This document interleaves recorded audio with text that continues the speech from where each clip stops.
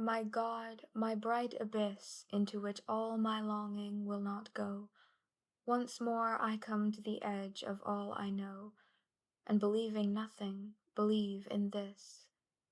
And there the poem ends, or rather fails, for in the 3 years since I first wrote that stanza I have been trying to feel my way, to will my way into its ending. Poems in general are not especially susceptible to the will, but this one, for obvious reasons, has proved particularly intractable. As if it weren't hard enough to articulate one's belief, I seem to have wanted to distill it into a stanza. Still, that is the way I have usually known my own mind, feeling through the sounds of words to the forms they make, and through the forms they make to the forms of life that are beyond them. I have always believed in that beyond, even during the long years when I would not acknowledge God. I have expected something similar here. I have wanted some image to open for me, to both solidify my wavering faith and ramify beyond it, to say more than I can say. In truth, though, what I crave at this point in my life is to speak more clearly what it is I believe. It is not that I am tired of poetic truth, or that I feel it to be somehow weaker or less true than reason. The opposite is the case. Inspiration is to thought what grace is to faith, intrusive, transcendent, transformative, but also evanescent and all too often anomalous. A poem can leave its maker at once more deeply seized by existence and in a profound way alienated from it, for as the act of making ends, as the world that seemed to overbrim its boundaries becomes once more merely the world, it can be very difficult to retain any faith at all in that original moment of inspiration.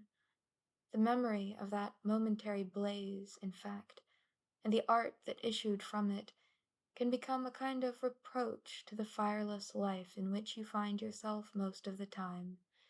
Grace is no different.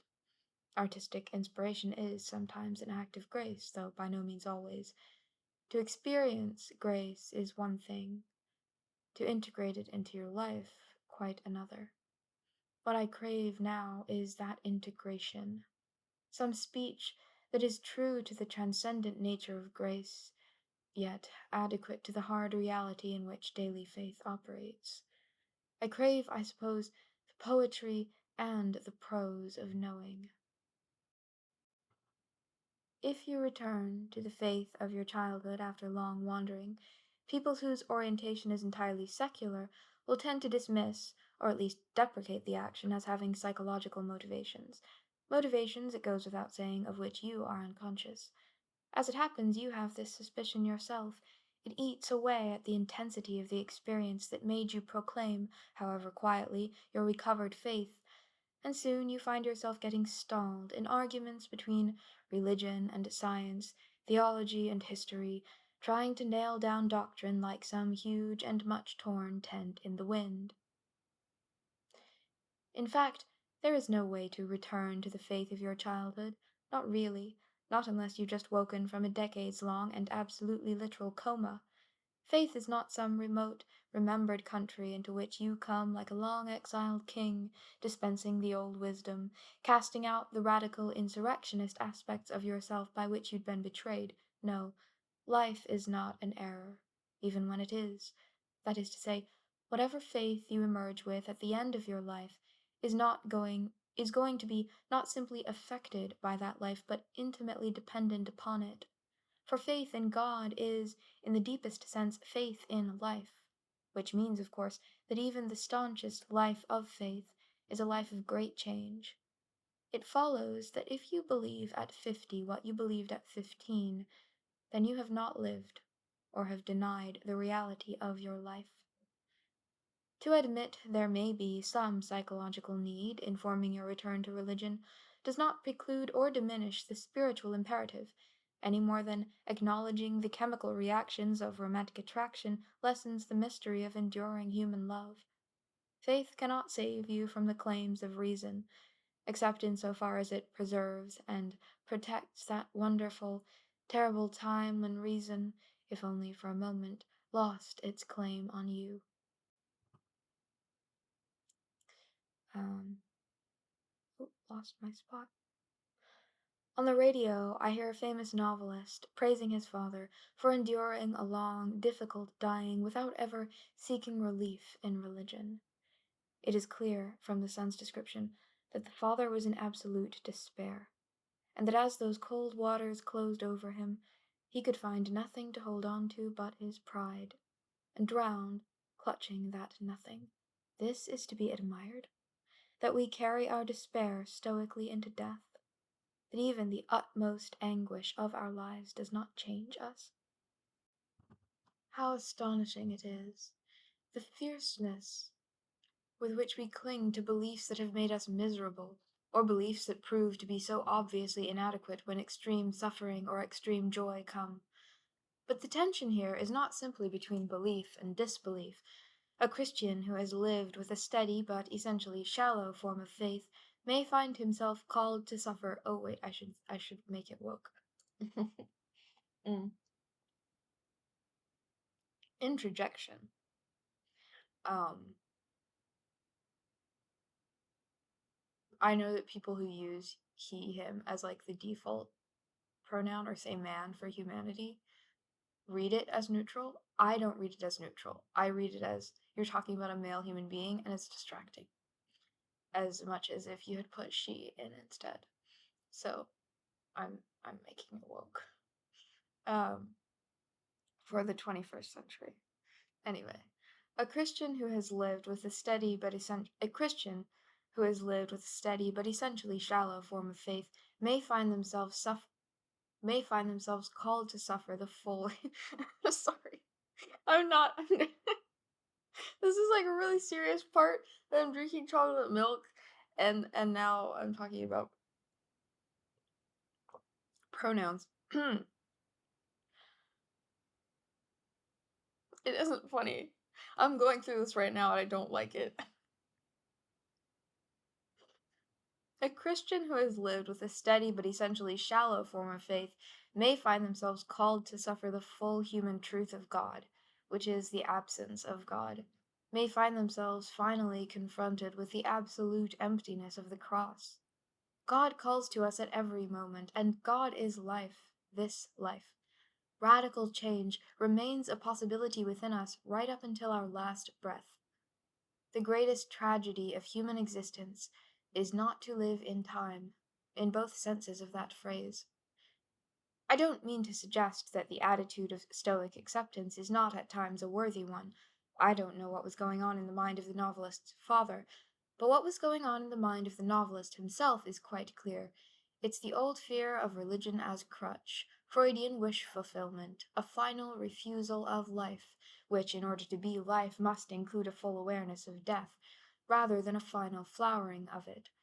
Christians love to point to anecdotes like that of Nietzsche, idolater of pure power, going insane at the end of his life because he saw a horse being unmercifully beaten, or Wallace Stevens, the great modern poet of unbelief, converting to Catholicism on his deathbed.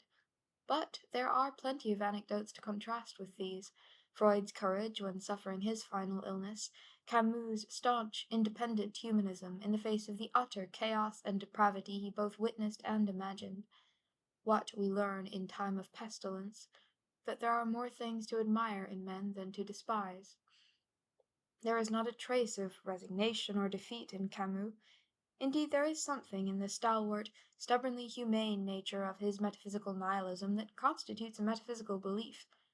If it is true, and I think it is, that there is something lacking in this belief, that it seems more like one man's moral courage than a prescription for living, more a personal code than a universal creed, it is also true that all subsequent Christianity must pass through the crucible of unbelief that thinkers like Camus underwent.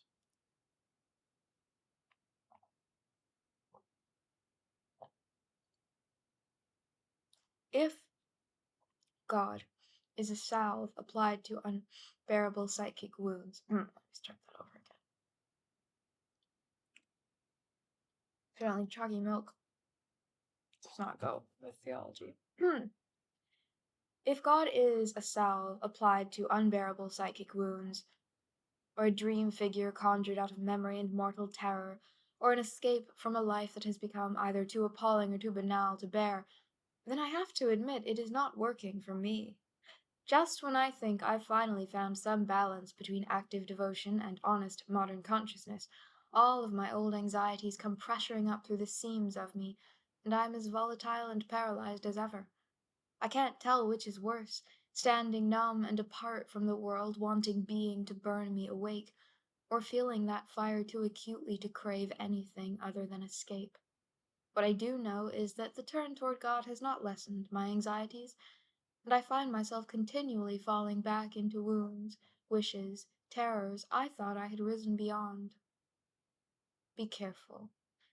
Be certain that your expressions of regret about your inability to rest in God do not have a tinge of self satisfaction, even self exaltation to them, that your complaints about your anxieties are not merely a manifestation of your dependence on them. There is nothing more difficult to outgrow than anxieties that have become useful to us, whether as explanations for a life that never quite finds its true force or direction, or as fuel for ambition, or as a kind of reflexive secular religion that, paradoxically, unites us with others in a shared sense of complete isolation. You feel at home in the world only by never feeling at home in the world. It is this last complacency to which artists of our time are especially susceptible, precisely because it comes disguised as a lonely, heroic strength. Sometimes it truly is a strength, Giacometti, Beckett, Camus, Kafka, yet it is a deep truth of being human, and I would argue an earnest of the immortal spirit who is forever tugging us toward him, that even our most imaginative discoveries are doomed to become mere stances and attitudes. In this sense, art does advance over time, though usually this advance involves a recovery of elements and ideas we thought we'd left behind for good. This is true not only for those who follow in the wake of great accomplishments, but also for those who themselves made those accomplishments. What belief could be more self annihilating, could more effectively articulate its own insufficiency, and thereby prophesy its own demise, than 20th century existentialism? To say that there is nothing beyond this world that we see, to make death the final authority of our lives, is to sow a seed of meaninglessness into that very insight. These artists knew that, and made of that fatal knowledge a fierce, new, and necessary faith, the austere, absurd persistence of spirit in both Camus and Beckett, the terrible, disfiguring contingency that, in Giacometti's sculptures, takes on the look of fate. There is genuine heroism here, but there is also, faintly at first but then more persistently, more damagingly, an awareness of heroism. Only Kafka seems to fully feel his defeat. He is perhaps the most spiritual artist in this group, though he treasures his misery too much ever to be released from it. This flaw, the artist's adamantine pride, is what made the achievement possible, but it is also the crack that slowly widens over time, not lessening the achievement, but humanizing it, relativizing it, causing what had once seemed an immutable, universal insight to begin to look a little more like a temporal individual vision, a vision from which inevitably there comes a time to move forward. Christianity itself is this, to some extent. To every age, Christ dies anew and is resurrected within the imagination of humanity. This is why he could be a paragon of rationality for 18th century England, a heroic figure of the imagination for the Romantics, an exemplar of existential courage for writers like Paul Tillich and Rudolf Bultmann. One truth, then, is that Christ is always being remade in the image of humans, which is to say, his reality is always being deformed to fit human needs, or what humans perceive to be their needs. A deeper truth, though, one that Scripture suggests when it speaks of the eternal Word being made specific flesh, is that there is no permutation of humanity in which Christ is not present. If every Bible is lost, if every church crumbles to dust, if the last believer in the last prayer opens her eyes and lets it all finally go. Side note, that wasn't me wokifying it, he put her. Um, if the last believer in the last prayer opens her eyes and lets it all finally go, Christ will appear on this earth, as calmly and casually as he appeared to the disciples walking to Emmaus after his death, who did not recognize this man, to whom they had pledged their very lives, this man whom they had seen beaten, crucified, abandoned by God, this man who, after walking the dusty road with them, after sharing an ordinary meal and discussing the Scriptures, had to vanish to make them see. When I think of the years when I had no faith, when I am struck by first of all, what I am struck by first of all is how little this lack disrupted my conscious life. I lived not with God nor with his absence, but in a mild abeyance of belief, drifting through the days on a tide of tiny vanities, a publication, a flirtation, a strong case made for some weak nihilism, nights all adagios and alcohol, as my mind tore luxuriously into itself. I can see now how deeply God's absence affected my unconscious life, how under me always there was this long fall that pride and fear and self-love at once protected me from and subjected me to. Was the fall into belief or into unbelief? Both. For if grace woke me to God's presence in the world and in my heart, it also woke me to his absence. I never truly felt the pain of unbelief until I began to believe. When I assented to the faith that was latent within me, and I phrase it carefully, deliberately, for no white light appeared, no ministering or avenging angel tore my life in two. Rather, it seemed as if the tiniest seed of belief had finally flowered in me, or more accurately, as if I had happened upon some rare flower deep in the desert, and knew, though I was just then discovering it, that it had been blooming impossibly year after parched year in me, surviving all the seasons of my unbelief. When I assented to the faith that was latent within me, what struck me were the ways in which my evasions and confusions, which I had mistaken for a strong sense of purpose, had expressed themselves in my life. Poem after poem about unnamed and unnameable absences. Relationships, so transparently perishable they practically came with expiration dates on them. City after city, sacked of impressions, and peremptorily abandoned as if I were some army of insight, seeing I now see nothing. Perhaps it is never disbelief, which is at least active and conscious, that destroys a person, but unacknowledged belief, or need for belief so strong that it is continually and silently crucified on the crosses of science, humanism, art, or, to name the thing that poisons all these gifts of God, the overweening self. They do not happen now, the sandstorms of my childhood, when the western distance ochred, and the square emptied, and long before the big wind hit you could taste the dust on your tongue, could feel the earth under you, and even something in you seemed to loosen slightly. Soon tumbleweeds began to skip and nimble by. A dust devil flickered firelessly in the vacant lot across the street from our house, and birds began rocketing past, with their wings shut as if they'd been flung. Worse than snow, worse than ice, a bad sandstorm shrinks the world to the slit of your eyes, lifting from the fields an inchoate creaturely mass that claws at any exposed skin, as if the dust remembered what it was, which is what you are, alive, alive, and sought return. They do not happen now, whether because of what we've learned or because the earth itself has changed. Yet I can close my eyes and see all the trees tugging at their roots as if to unfasten themselves from the earth. I can hear the long-gone howl, more awful for its being mute. Lord, I can approach you only by means of my consciousness, but consciousness can only approach you as an object which you are not. I have no hope of experiencing you as I experience the world, directly, immediately, yet I have no hunger greater. Indeed, so great is my hunger for you, or is this evidence of your hunger for me, that I seem to see you in the black flower mourners make beside a grave I do not know. in the embers innards like a shining hive, in the bare abundance of a winter tree whose every limb is lit and fraught with snow. Lord, Lord, how bright the abyss inside that seam. Asleep or awake I wait, whence came this dream, that beauty is and truth but seems. Because whenever the word seems is mentioned, you know we have to quote that. Anyway, that was an article that I found off somebody on Tumblr.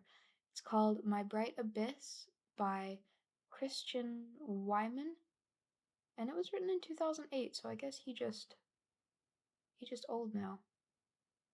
But yeah. Oh, maybe I should read some of his poems because he has poems too.